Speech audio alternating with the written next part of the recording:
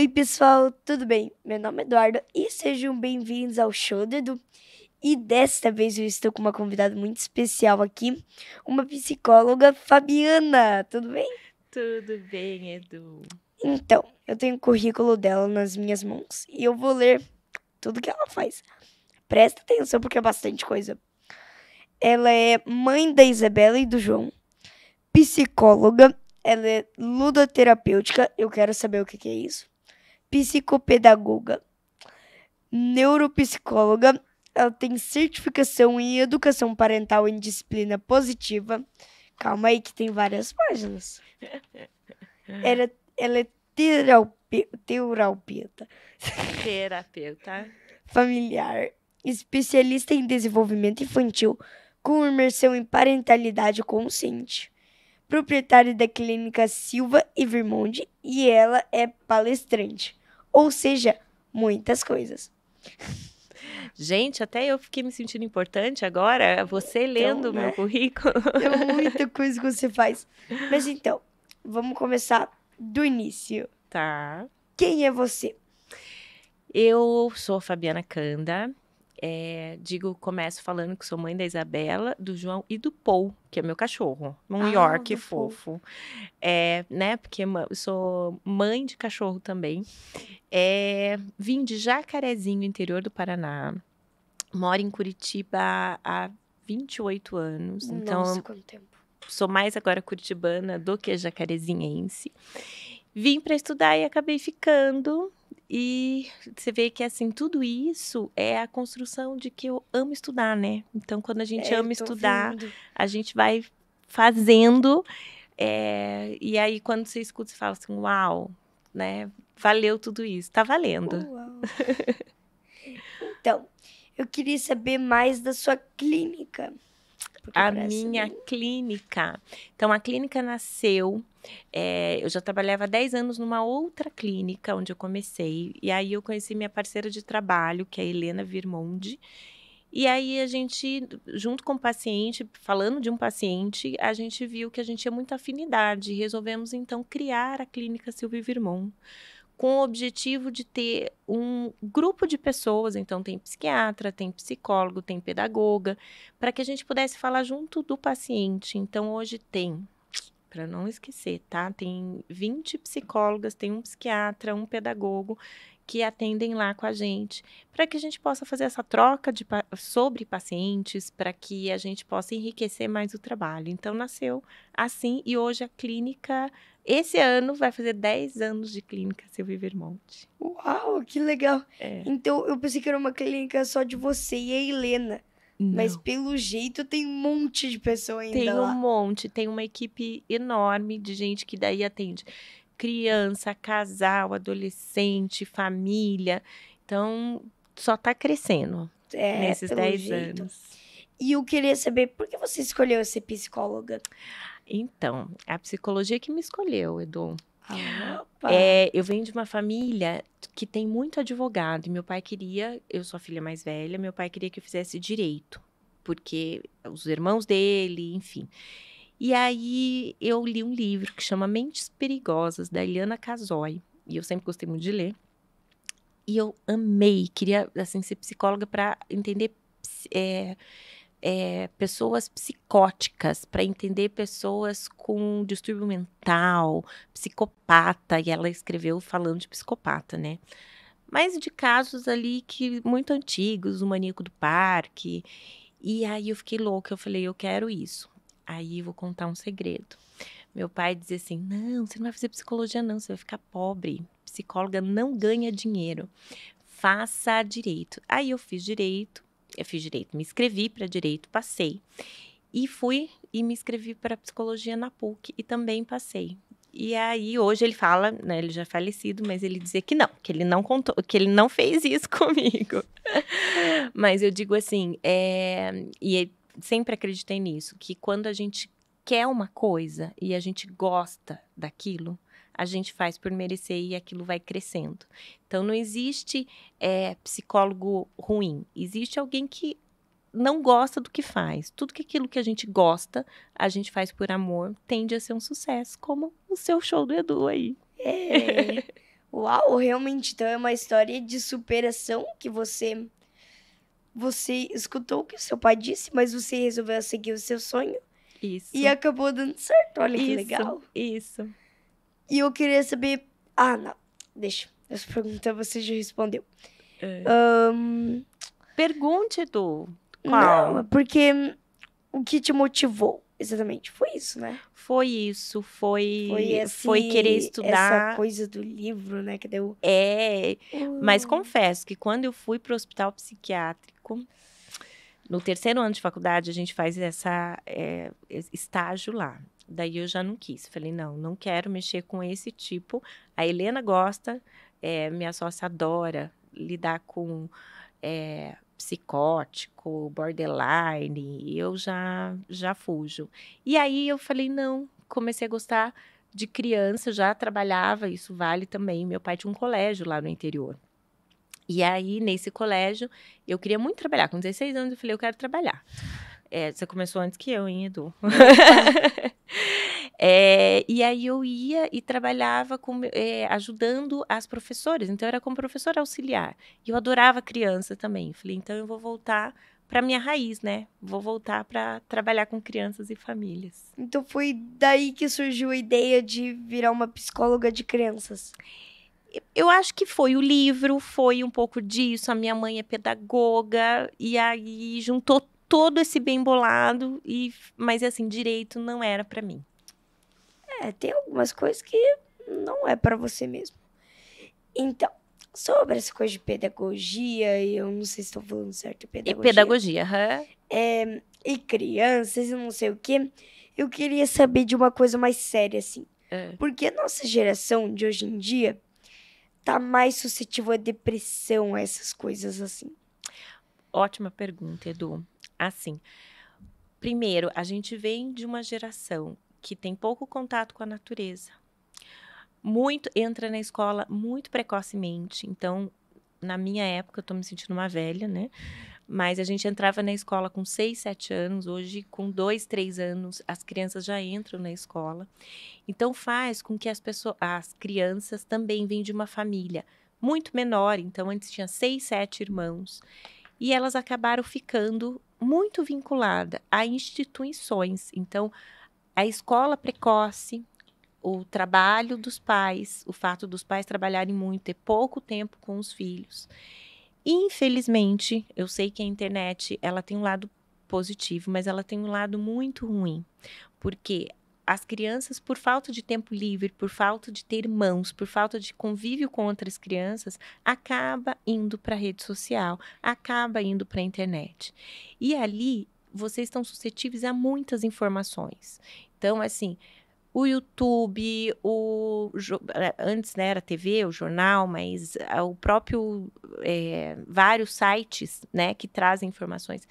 E isso, assim, o cérebro não acompanhou tamanho desenvolvimento de informações.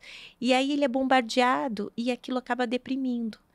E o cérebro acaba pensando em tantas coisas e não dá conta. Então, aí vem pânico, depressão, alta taxa de ansiedade, angústia. E aí, quando você vê essas crianças no consultório, diz assim, do quê? Nem elas sabem dizer. Aí eu digo, tira esse excesso de informação. Aí você vê que a criança volta a ser criança. O adolescente volta a ser adolescente. Então, assim, nós estamos numa geração de pessoas muito criativas, mas os dados de todas as pesquisas mostram que é uma geração que a gente acha que é mais inteligente, mas não. Eles estão emborrecendo, porque o que é inteligência? É o senso crítico, é a gente pensar sobre aquela informação que a gente está recebendo. E essa geração não pensa, então eles acreditam em tudo que eles estão escutando. Tudo bem que a gente também era suscetível através da TV. Na TV a gente era antiga babá eletrônica, né? Dizia que a gente os pais deixavam na TV. Mas na TV a gente recebia muito menos informação do que vocês recebem hoje.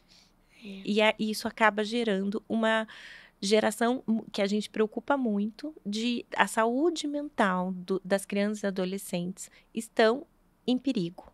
Então, a gente tem que olhar muito para isso, cuidar. Então, tem as coisas boas da internet, né? Então, desenvolve áreas cerebrais muito mais rápido na questão de visomotor, visoespacial, motor não, desculpa, visoespacial. Então, vocês conseguem pensar de uma forma mais ampla em relação à criatividade, Minecraft, essas coisas, desenvolve bastante.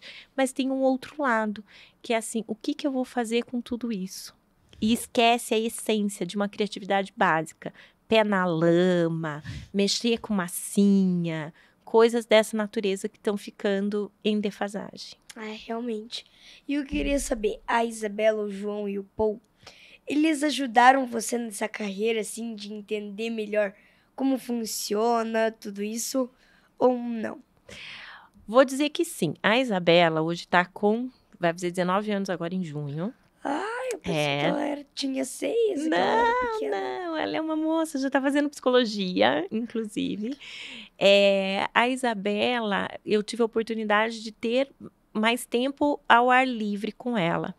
Então, a Isabela também não tinha tanto assim, no máximo era um iPad. Imagina, a gente está falando de 19 anos atrás, que é pouco tempo.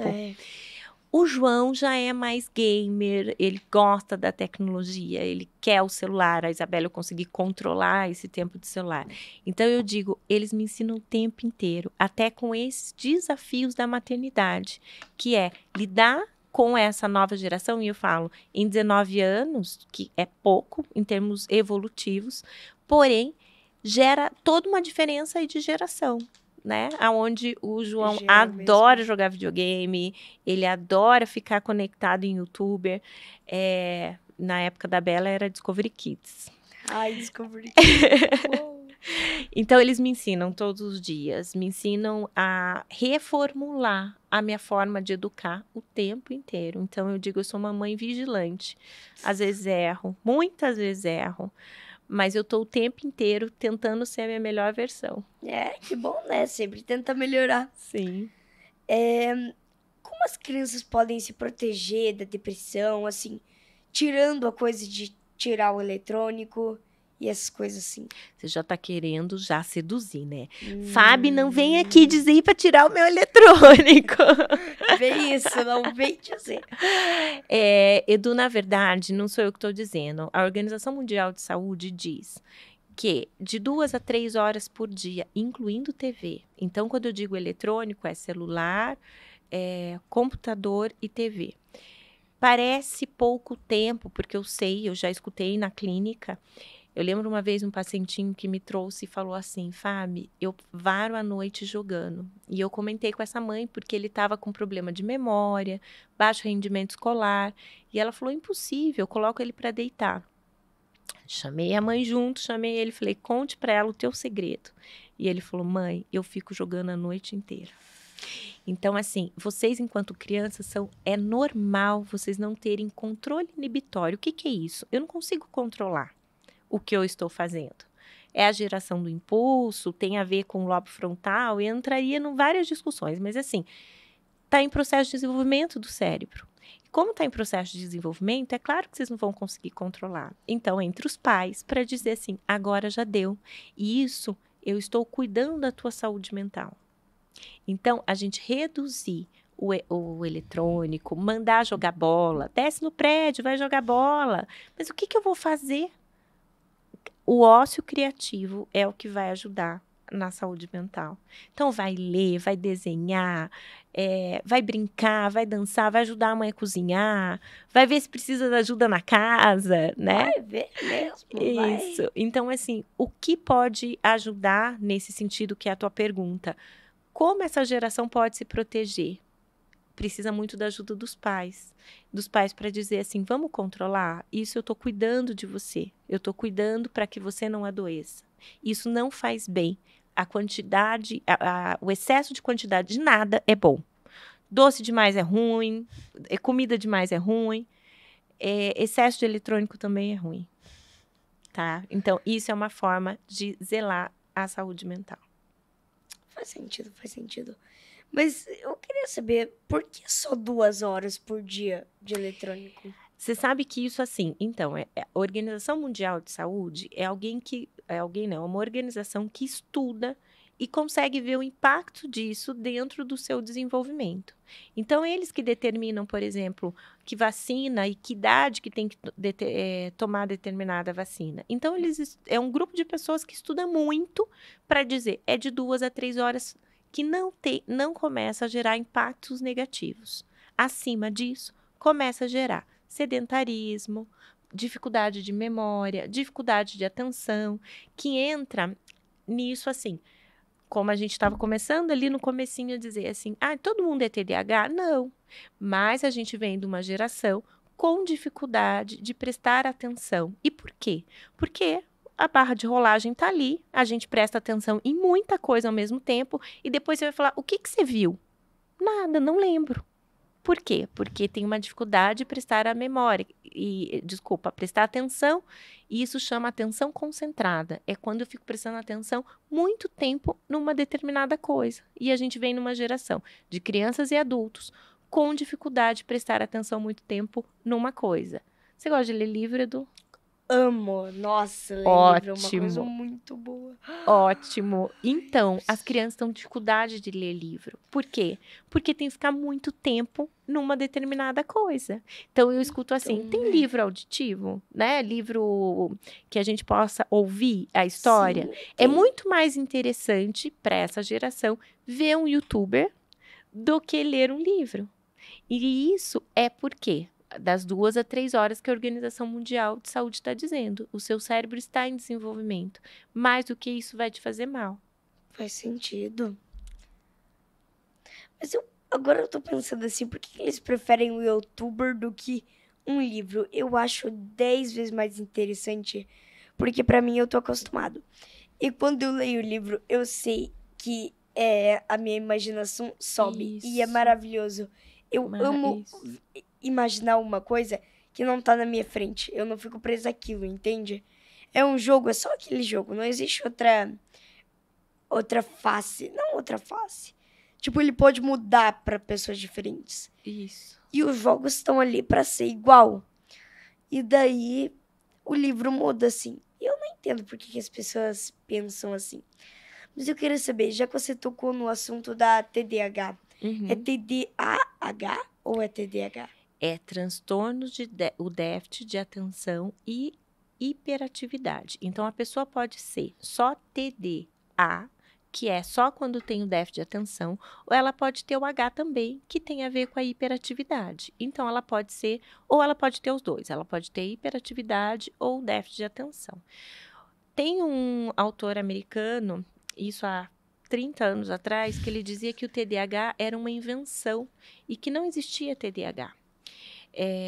Hoje, já se mostra que sim, está dentro de um livro que a medicina coloca, que é o DSM-4, que é o diagnóstico médico. E lá, aparece lá várias descrições. Quando a gente lê esse livro, Edu, a gente acha que tem um pouquinho de cada, sabe? A gente é um pouco TDAH, um pouco obsessivo-compulsivo, a gente tem um pouco de tudo. Mas, na verdade, para fazer um diagnóstico desse, precisa de uma avaliação. Então, não é só porque eu vi. Muitas vezes eu escuto no consultório crianças dizendo para mim assim: Fábio, eu acho que eu sou TDAH. Eu acho que eu tenho toque. Aonde você viu? No TikTok. E aí, não tem nada a ver com isso. É uma avaliação muito séria. Então, é uma equipe de profissionais. Tem uma neuropsicóloga, tem uma psicóloga, tem uma neuropediatra, tem um psiquiatra. Uma equipe de pessoas que vai fazer uma série de testes para dizer se é ou não TDAH.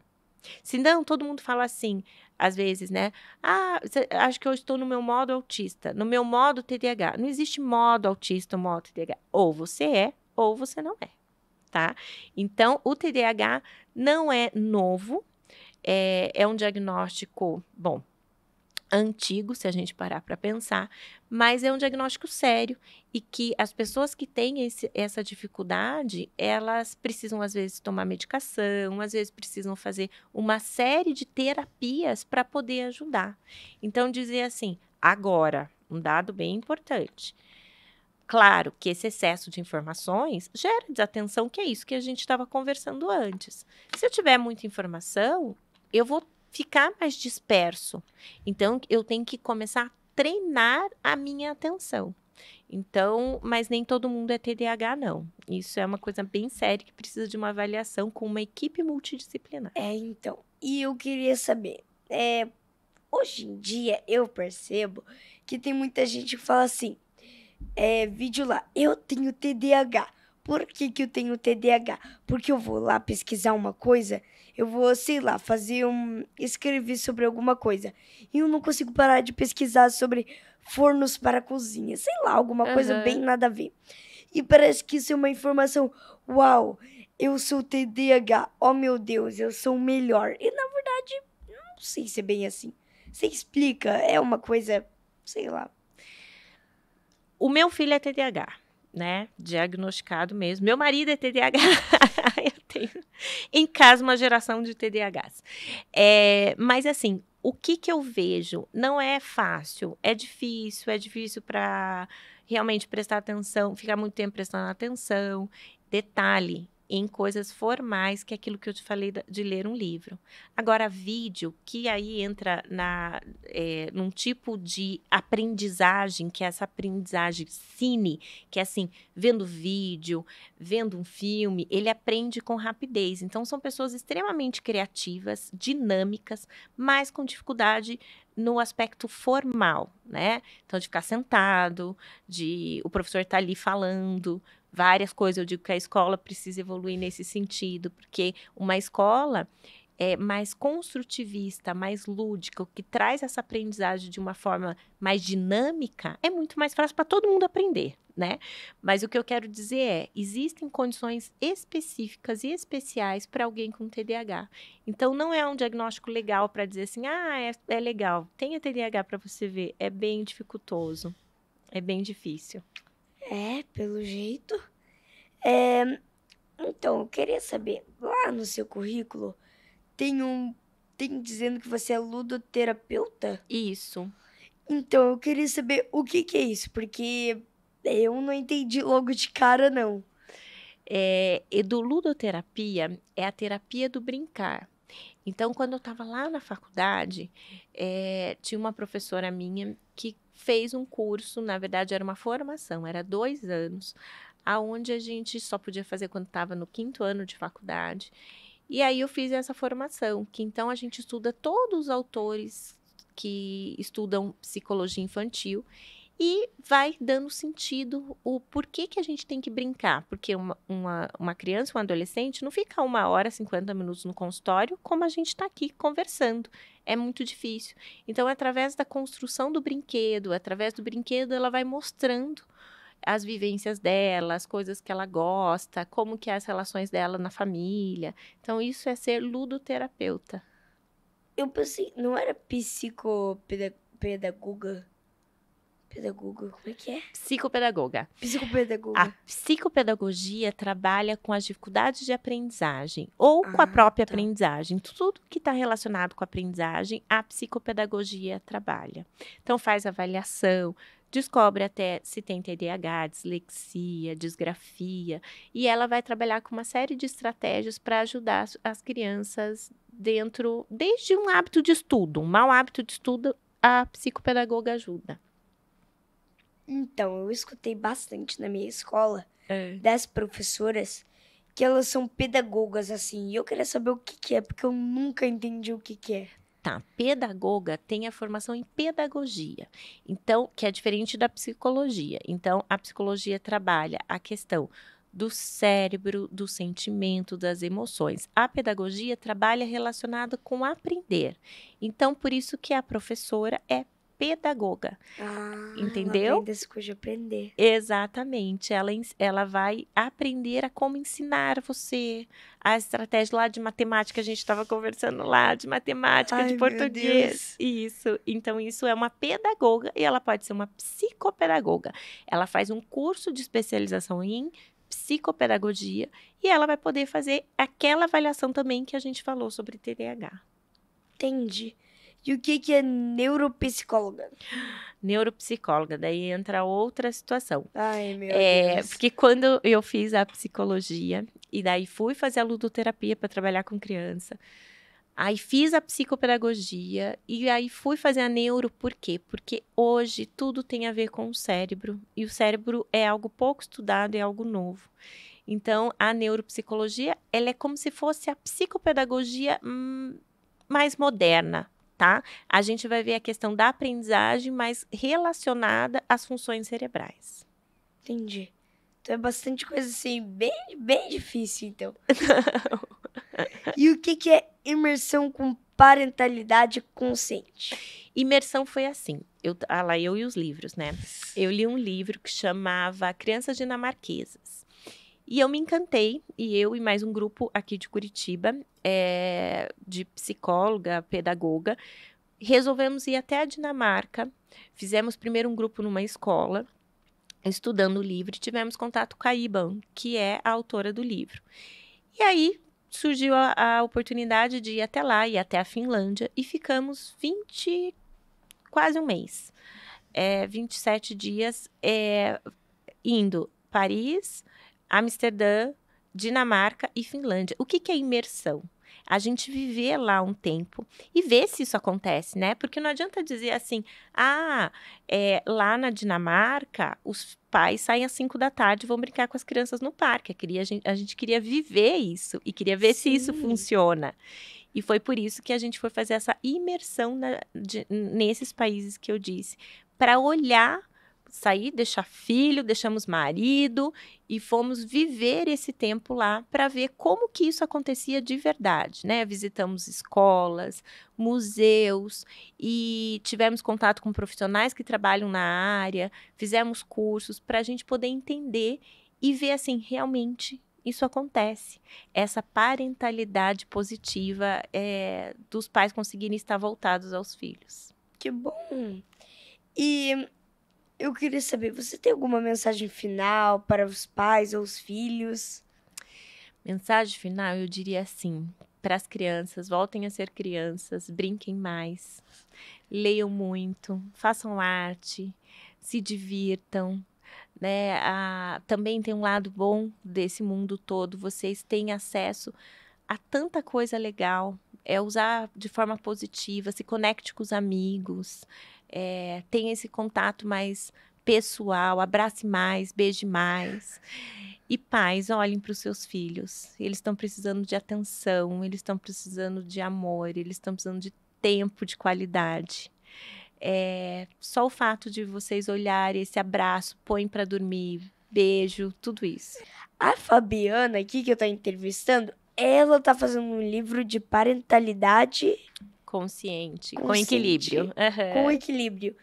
E vai sair daqui a pouco, hein? Então fica esperto porque vai sair esse livro e o link tá aqui na descrição para vocês comprarem, ok? Foi isso, gente. Eu espero que vocês tenham gostado. Mas antes eu queria agradecer aos meus patrocinadores, ao grupo Forte Play por estar sempre aqui e me apoiar, a Nova Geração por acreditar nos seus alunos e a Águia Intercâmbios, que essa semana recebeu um prêmio da melhor agência de intercâmbio da América Latina, categorização de secondary school. Ou seja, ela tá indo bem, hein? Se vocês quiserem saber mais coisas aqui, o link tá aqui na descrição e vão lá dar uma olhadinha, tá? Até mais, gente! Até!